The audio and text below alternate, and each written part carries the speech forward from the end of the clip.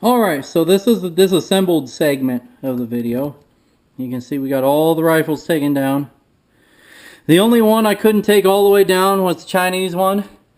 The catch for the lower handguard was on there way too tight to remove it without damaging it. I'm not that worried about taking it apart, so we just left it. But we're going to go over a comparison of the different parts. Over here we have the first one will be the Chinese, followed by the Yugoslav, followed by the Romanian, followed by the Bulgarian. And I line these in order of most similar.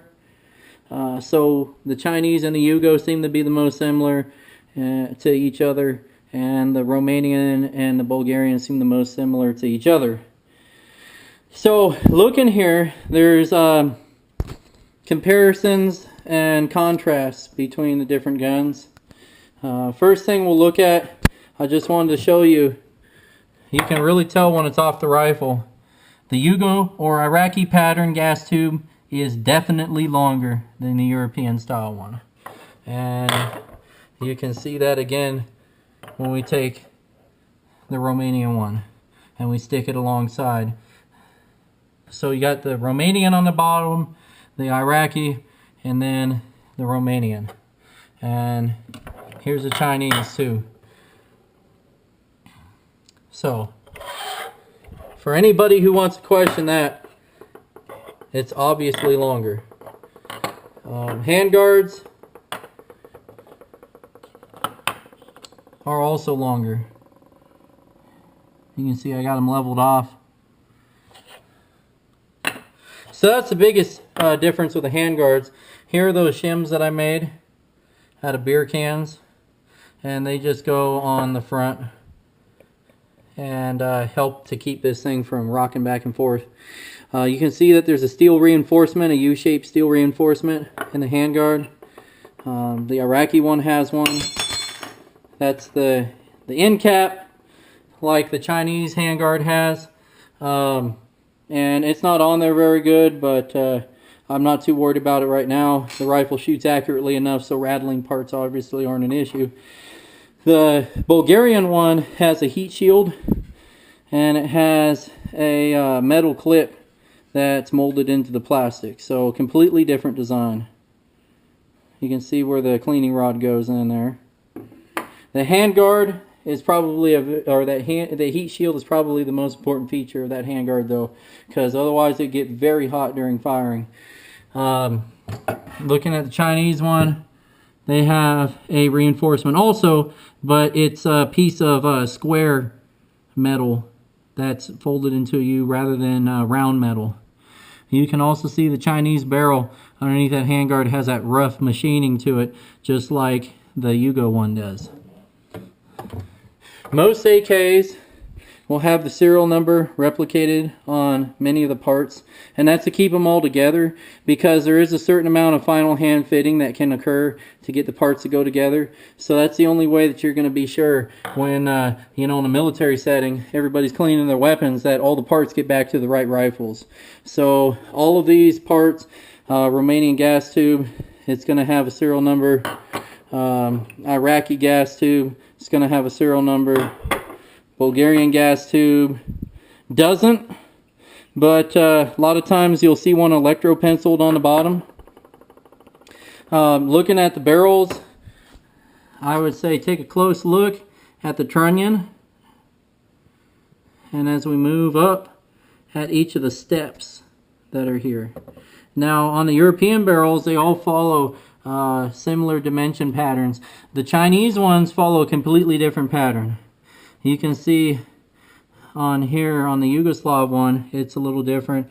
And the main difference is that the breech end of the barrel actually has a truncated cone shape to it. Whereas the European ones, like the Bulgarian and the Romanian, don't, although the Romanian has a step. And you can see some of the other machining differences. Fairly mundane, but interesting enough to point out. One thing that the Chinese barrels have that nobody else uses, to my knowledge, is they have a 19mm barrel in trunnion versus I believe it's a 21 or 22 millimeter. No, 23 millimeter for the European stuff.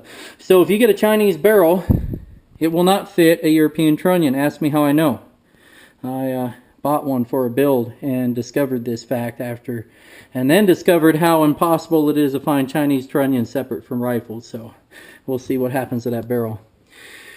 Speaking of trunnions, remember I said this is an RPK style trunnion, and it is going to be longer.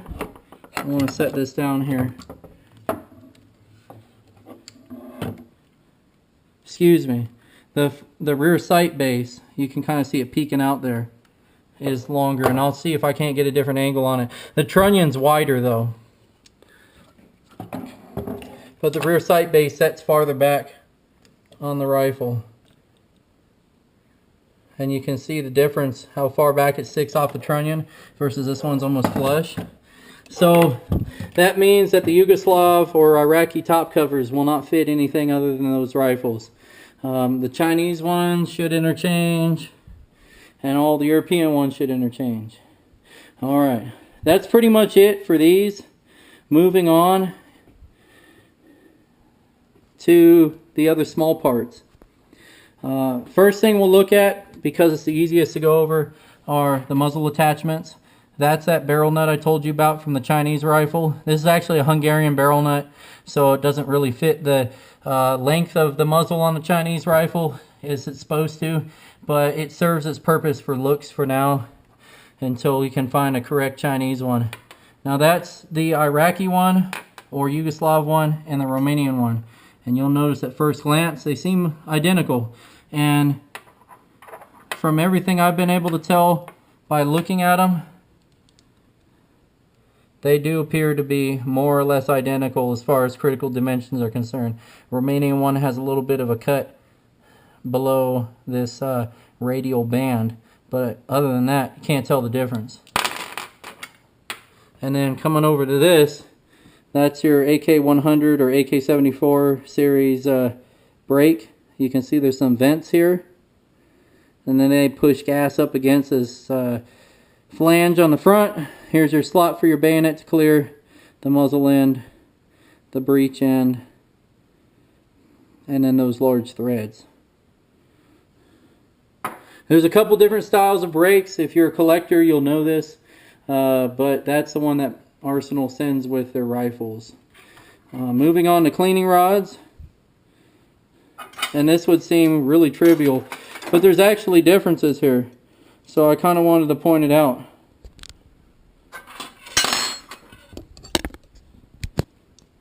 The main differences are in the thread patterns.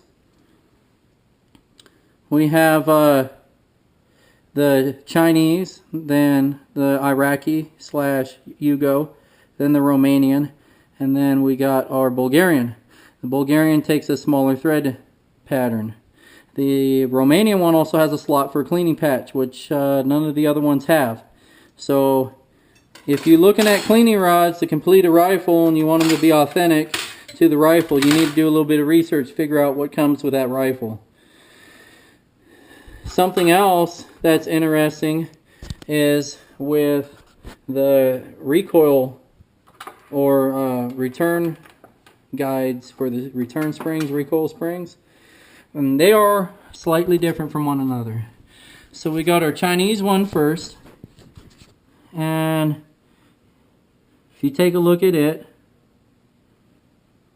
and then compare it here to the Iraqi one, immediately you'll notice on the bottom you got the cutout for that lock on the receiver, and then the Chinese one does not have that. And that's going to mean that the Yugo one or the Iraqi one will fit on other AKs, but they aren't reverse interchangeable, so something to be aware of. Coming over here to the Romanian one, you can see it's machined in the European style. They have a European style retention device on the end, whereas the Chinese ones have a different style one. And you can see the Bulgarian and the Iraqi are the same. But one difference between the Bulgarian and the Romanians are the Bulgarian ones have this little notch on the top. The Romanians don't. That notch is to prevent the top cover from being able to come off if this thing happens to bounce forward during recoil, which I don't see how it would happen, but if it did, that's supposed to retain the top cover a little better.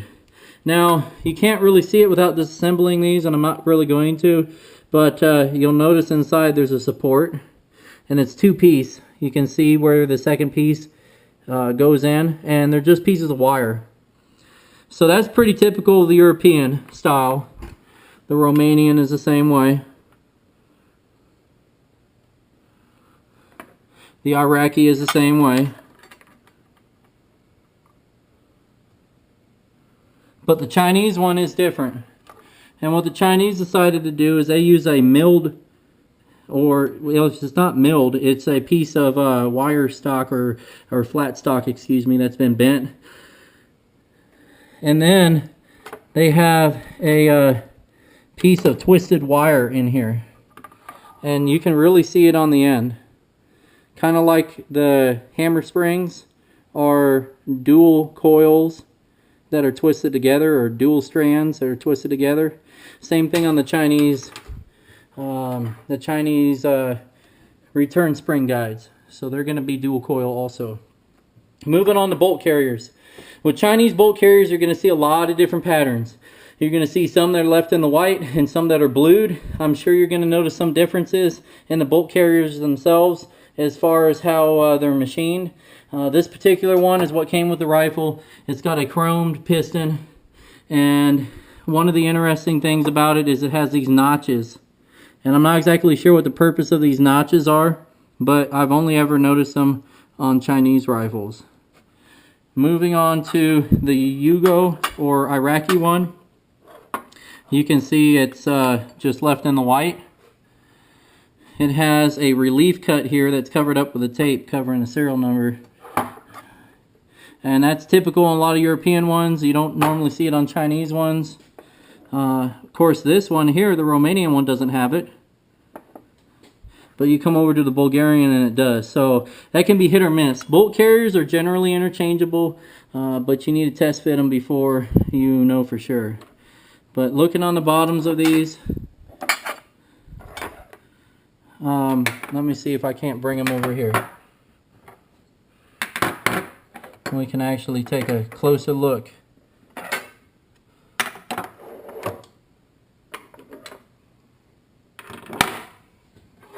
Looking at the bottoms of these, you can see some differences in the guides. Some have radiuses, some don't. In this case, the Chinese pattern is close to the Bulgarian pattern, and the Romanian and the Iraqi are close to one another. Coming a little farther down into the camming surfaces, you can see they're pretty much the same, and they pretty well have to be for the geometry of the bolt to operate correctly. But looking in here, you can see some of these also have an additional relief cut, and some of them don't. Once again, the Chinese and the Bulgarian are most close to one another, whereas the Iraqi and the Romanian are close together. Looking at the piston ends, you can see there's differences in the grooves and on the radiuses on the ends. You can see the Romanian one here is set, the grooves are set way farther forward and they're more narrow than the others. Whereas the Bulgarian ones are set a little farther back than the other two. So, kind of interesting. Your Chinese bolt carrier and your Bulgarian bolt carrier are similar. Your Iraqi and your Romanian are similar. But you look at the pistons, the Romanian is completely different. And the Chinese and the Bulgarian are, well, okay, hold on a second. I got a little ahead of myself. Actually, they're all completely different from one another if you look. But it takes a close eye to see that. Flipping them back over. Looking at the tops of them. you can see there's not much difference, except for the Romanian one has a more angular charging handle.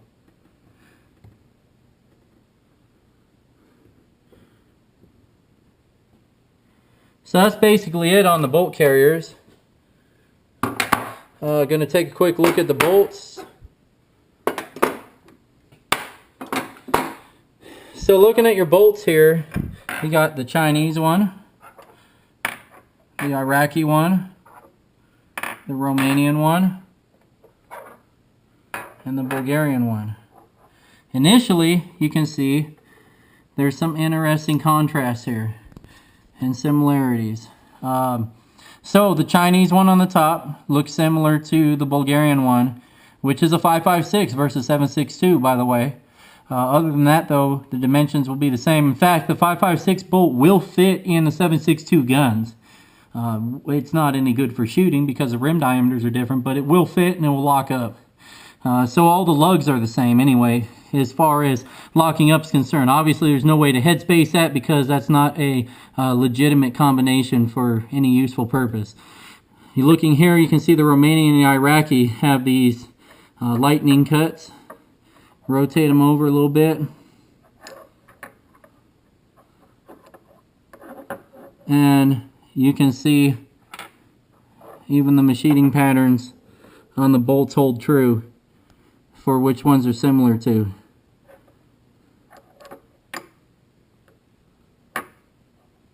Continue to rotate them. And you can see where the reliefs are for the ejectors. And of course there's brass rubbings on the bolt that is for the 5.56 because all the ammo is brass cased. And you're going to notice some differences. Like this one has a radius going through here, whereas none of the other ones do. They're a sharp 90 degree.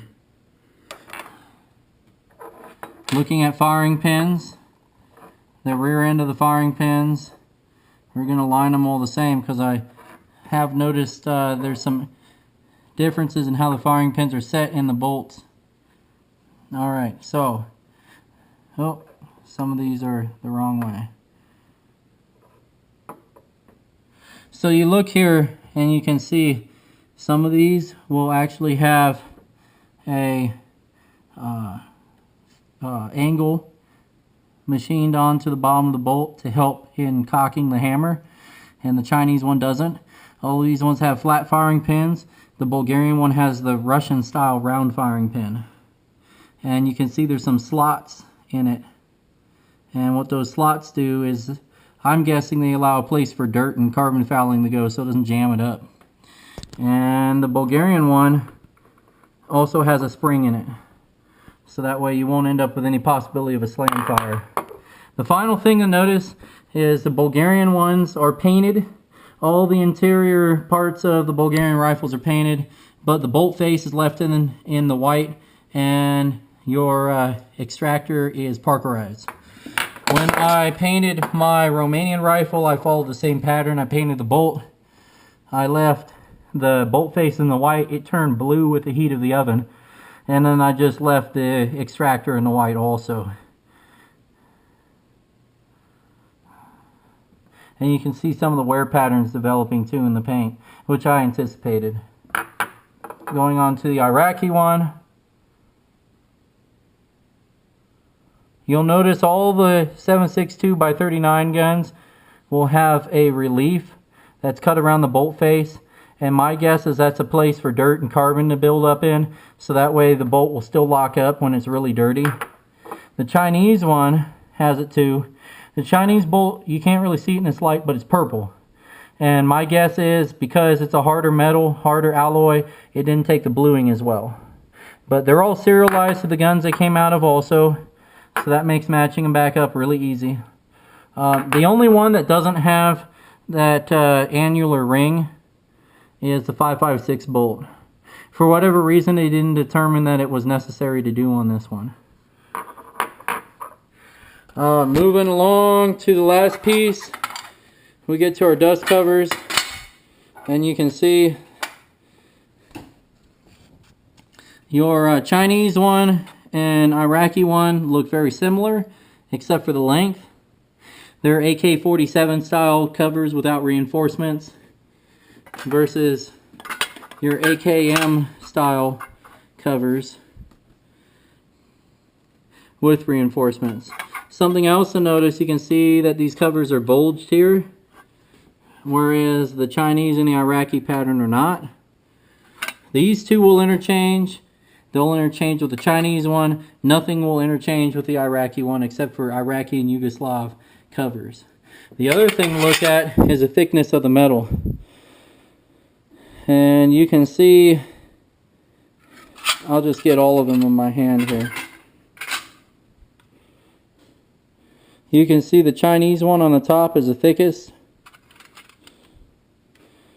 And all the other ones are quite a bit thinner.